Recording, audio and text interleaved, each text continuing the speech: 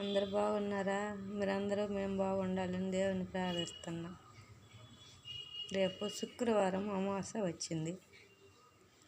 షాపులోళ్ళు, బొంకులోళ్ళు, చిన్న చిన్న కొట్లు ఉన్నోళ్ళు నిమ్మకాయ కోసుకొని పసుపు ఒక దెబ్బకి, కుంకుమ ఒక దెబ్బకి పెట్టి ఆ సైడ్ ఈ సైడ్ పెట్టుకోవాలి.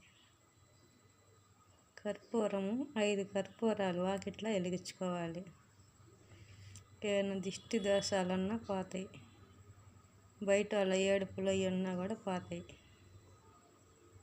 వ్యాపారం బాగా జాగద్ది. చిన్న బొంకు అయినా మన బొంకు మనము అమ్ముకుంటున్నా బయట వాళ్ళు ఏడుపుతుంటారు. ఆ ఏడుపులు పోతాయి.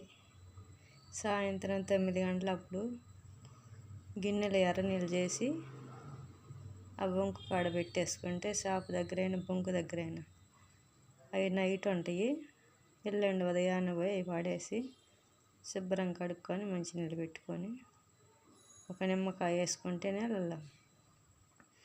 మంచిది.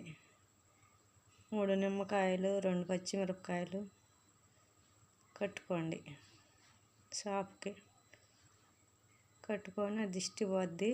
సాంబ్రాణి పగేసుకోండి. బాగా సాంబ్రాణి పగేసుకొని అంతా ఆంజనేయుల స్వామి పటం పెట్టుకుంటే ఏ దిష్టి ఉండదు.